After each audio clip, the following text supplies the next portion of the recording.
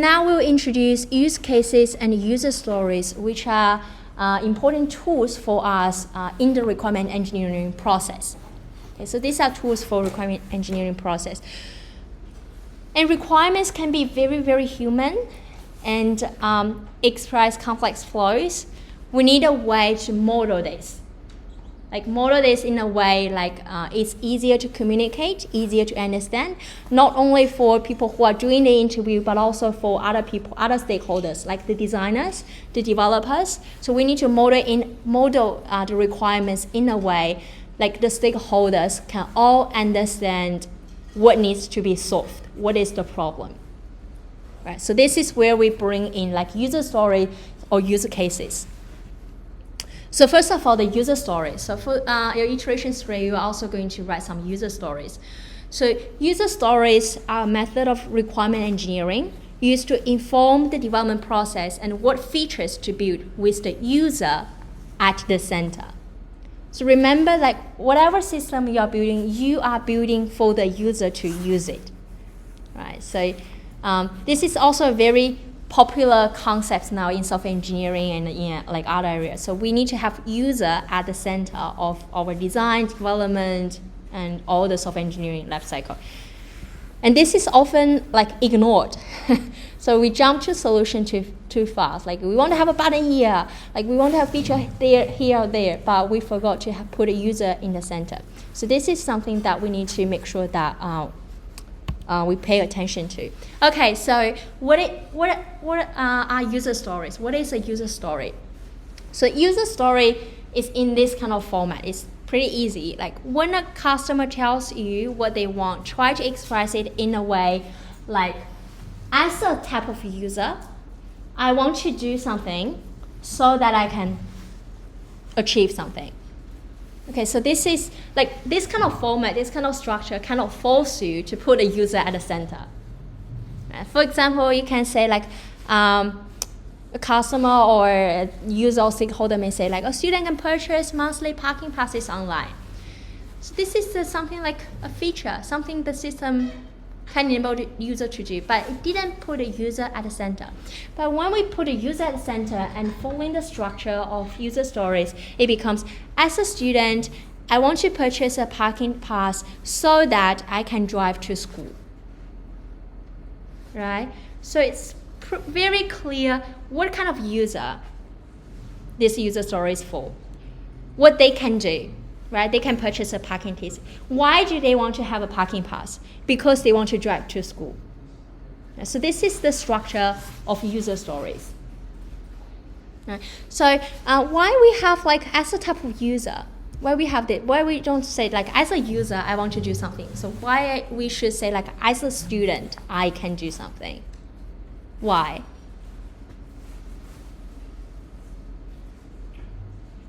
It's because we may have different type of users on our system, right? So for example, on the forum, so I mean, you may say like, as a student, I can ask questions, right? But as a tutor, the feature should be different. It should be, I can reply to students' questions, okay? As an admin, it's different again, right? As an admin, I can pin a post. I can email to students. Right, so this is why it is also important to state like what kind of user you are, the user story is about. And then why do we have like so that? So where we just say like as a student, I want to purchase a parking pass and that's it. So why do we need a reason for it? So it's not a waste of time. So there are a couple of reasons. So the first one is when you bring these user stories back to the stakeholders, they know where this is coming from, right? And also when you bring this user story to the developer, they also have a good understanding like why I'm developing this feature, right? Because the user stories are used for validating with the stakeholders. Like when you come up with the spec, you bring those user stories back to the stakeholders and validate with them. But it's also used for designers, like when they design the interface, the user interactions, and these user stories are also used by developers. When they develop a feature, when they develop something, they also use these ones. Okay, so you can also see that it's also very easy to understand. There's no technical details at all, right, in these user stories. The reason is because it needs to be understood by the stakeholders, by like everyone on the team, right? Not only the developers, everyone. Right? So it's written in a way that is really easy to understand. Okay, so there are some attributes for user stories. The first one is written in a non-technical language because we need to communicate user stories with the stakeholders who do not understand technical things. Okay, and it's focused on keeping the customer at the core of the experience. I will not actually, I don't think customer is a good term here. We should say the users, like different type of users at the core of the experience, like student, admin, or tutor, right? And they are very goal-oriented, not product feature focused, right? It didn't say like where you can like press this button, you can purchase a parking pass, right? It's not like feature, it's not product finished. It's not product feature focused, but it's user goal-oriented. Right? It's the way that it's telling. So user stories focus on the problem. So make sure that you understand the problem first before you jump into the solution. This is a very, very common mistake. Right? Okay, so do we have time? Maybe just read a few. Like, let's read out some user stories for to-do list. Any volunteer? User stories about what? About the to-do list, a to-do list app. As a user, I can add a new to-do item so that I can keep track of my to-do items. What else? You can add like a delete thing. Yeah.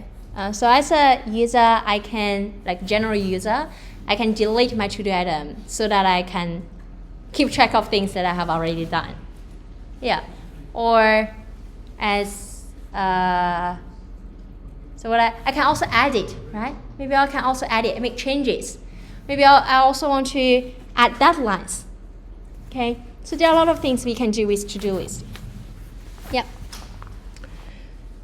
There are some like when you're writing user stories, is there any way that we can tell whether we are writing good user stories or like not good enough user stories?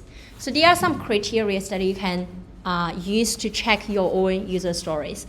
The first one is independent. It means that it doesn't depend on other user stories.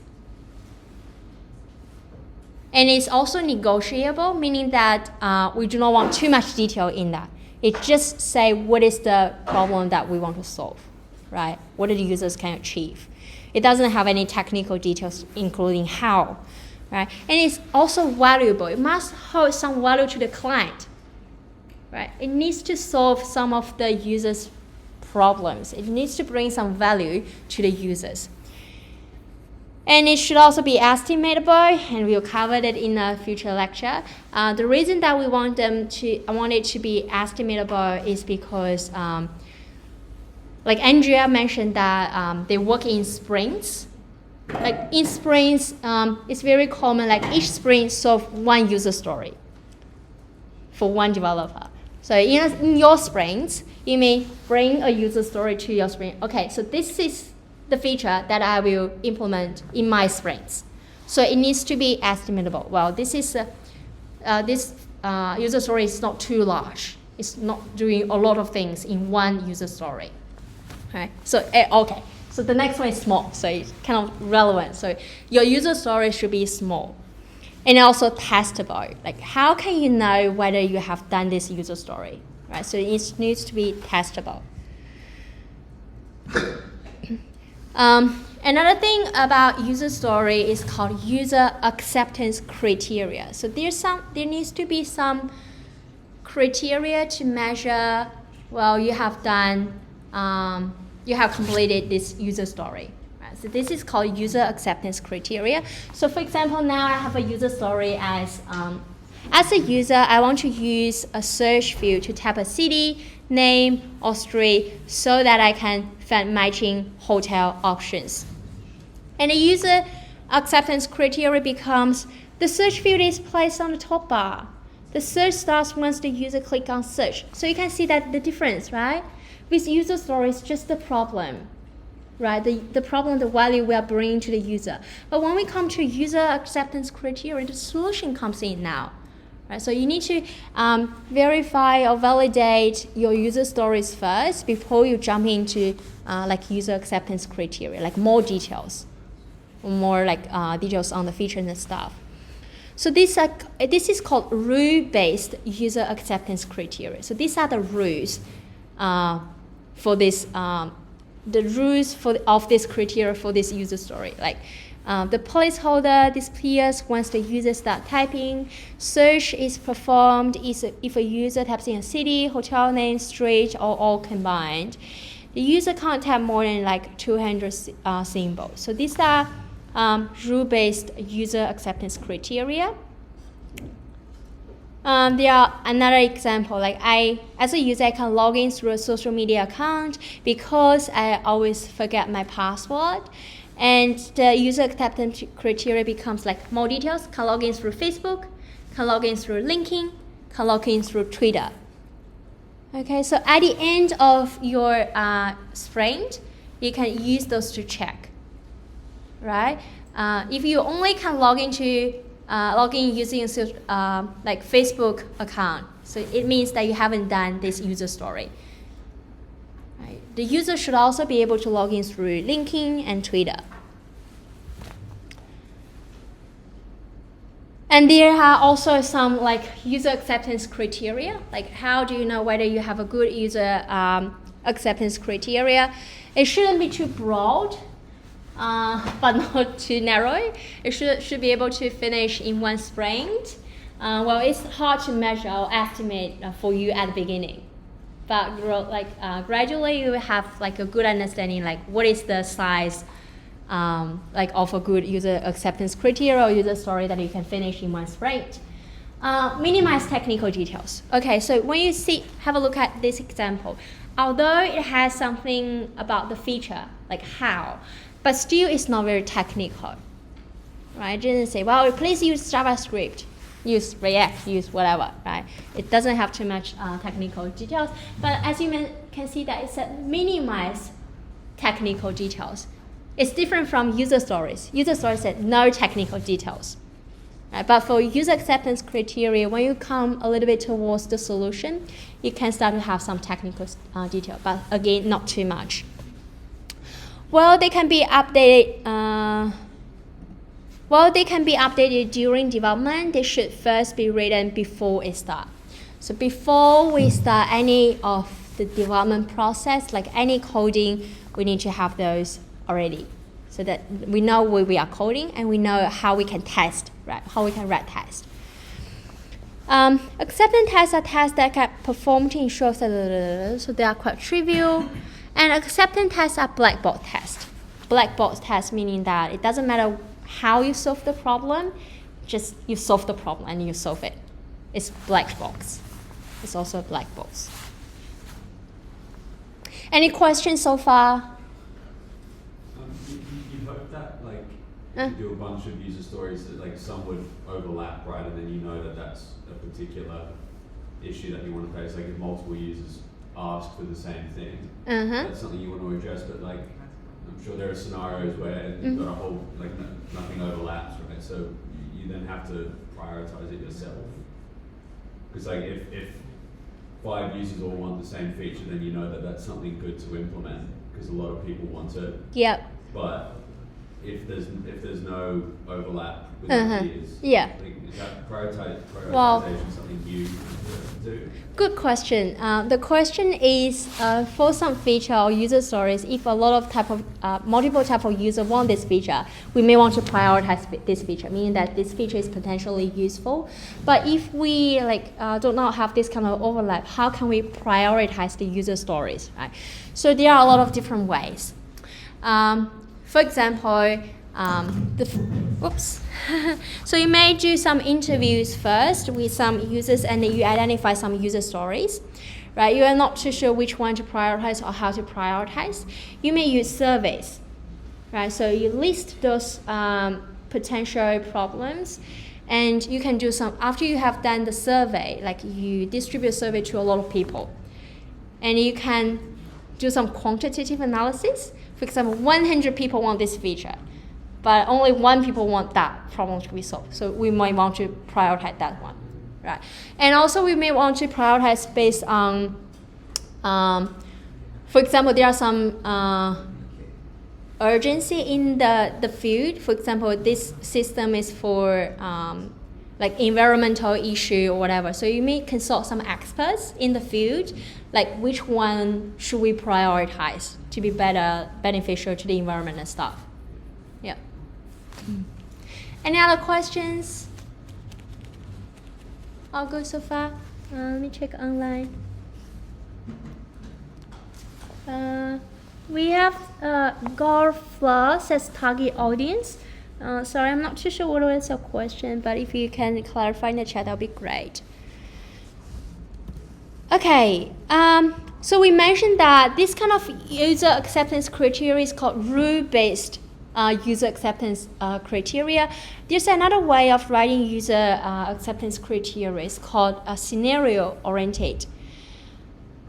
It's in a typical structure, like given some precondition, when I do some action, then I can expect some result. Okay, so the precondition maybe we have the search button on top, and after I tap in something and I click on the search button, then I can expect some results listed below. So this is called scenario-oriented user acceptance criteria. So this is an example. This is the user story. Says like, as a user, I want to be able to recover the password to my account, so I will be able to access my account in case I forgot my password. Yes, this is a very good written user story. And the user acceptance criteria for this one is the scenario's name is called forgot password. Given the precondition is the user have navigated to the login page, and when the user selected forgot password option and entered a validated email to receive a link for the password recovery, then what happens is the system sent a link to the entered email. And given the user have received the link via the email, when the user navigates through the link received in the email, then the system can enable the user to set a new password. So you can see that there are some ways of combination of the keyword, like when or and or then or given. So you can use those keywords to organize your scenario-oriented user acceptance criteria. It doesn't mean that you can only have scenario given, when, then, that's it. It's not the case. So you can move it around and arrange it for your purposes. So which one to use? There's no single rule. Sometimes when you use rule-based, it's easier to understand, easier to use. But in other cases, like scenario may be better. But you may want to try with the scenario one first. If it works, that's great, because it's easier to implement, because it has a very logical process, like what the condition and the action and then the results, right? Then is the use cases. Do you have a tutorial at 1 or 1:30? Oh, good. Am I okay to do a bit longer? Do we have another lecture? Okay. Is it okay I spend another 10 minutes? Yeah, to finish use cases. Thank you. So use cases is different from user stories.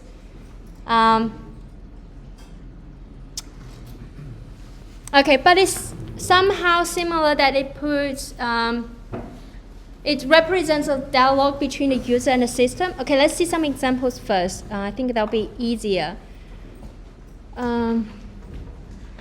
Okay, so this is so use cases can be, feel free to leave if you have another classes. Otherwise, you can watch the recording afterwards. So use cases can be in the form of a diagram or text, so both works. So for example, let's have a look at this one. So use cases describe how the user interact with the system. So the user do something, the system react with something, and then the user do something and the system do something. So it's kind of a description of the interactions between the user and the system. For example, in this case, the ATM says enter your PIN. The user pinning the PIN, like typing in a PIN number. Okay, so the ATM verify this account and shows, and it communicates with the server, give back like the balances, whatever. And then the ATM asks again, how may I help you? The user say, well, withdraw $60. Okay, please take your cash and collecting cash. And then they communicate with the server again. So it describes the interaction between the user and the system. It can also describe in like a written text rather than a diagram, but describes very similar thing. It's just the way like we describe that. The step 1 is ATM ask customer for a PIN. Step 2, customer enter the PIN. You can see it's very similar, right? But sometimes we prefer using the diagram because it's easier to understand. Right? Like we have a lot of people that are like graphic Monday. It's not the right term, but yeah. So sometimes using graph is easier to understand. But if you can just in a written form, is also okay. Yeah. Yeah, that's it. Perfect. Done.